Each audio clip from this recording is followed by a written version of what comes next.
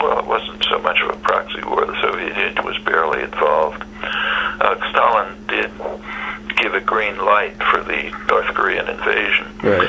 But it's worth remembering that in 1945, Koreans were liberated from Japanese rule, and they wanted to be unified. There was overwhelming support for unification in Korea. Well, Russian forces came down from the north, American forces came up from the south, met roughly at the 45th parallel. Shortly after, the Russians agreed to allow popular Korean forces, of course sympathetic to them, to take over their area, and they did agree to try to move towards unification.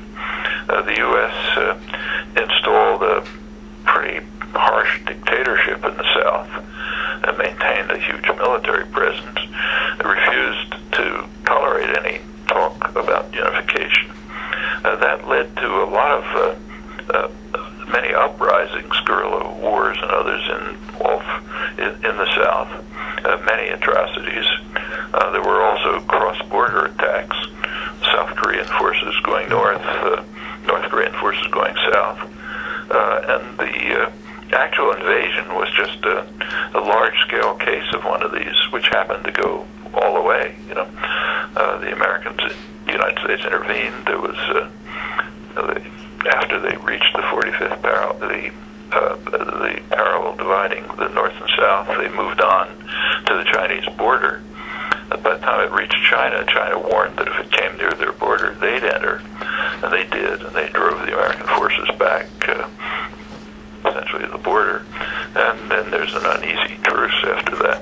Well, it was presented as a pure North Korean aggression, sign of the Sino-Soviet conspiracy trying to take over the world and so on, very exaggerated picture, and there's a lot of complexity that was not included in that, such as what I just mentioned. Furthermore, it's rarely mentioned that in the last stages of the war, when the U.S. had total control of the air, of course, there were just no bombing targets left. They destroyed everything in North Korea. Right. So they began to bomb dams, which is a major war crime. And you can read about it in the official Air Force history and Air Force quarterly review and so on. They describe it with euphoria. We bombed this huge dam. There was this magnificent sight of water pouring through the valley, killing endless numbers of peasants, destroying the food crops for people who are on the verge of starvation. This is a fantastic achievement. And there were plenty of individual atrocities, too, which make My Lai look pretty mild. Well, almost none of that got reported or is remembered.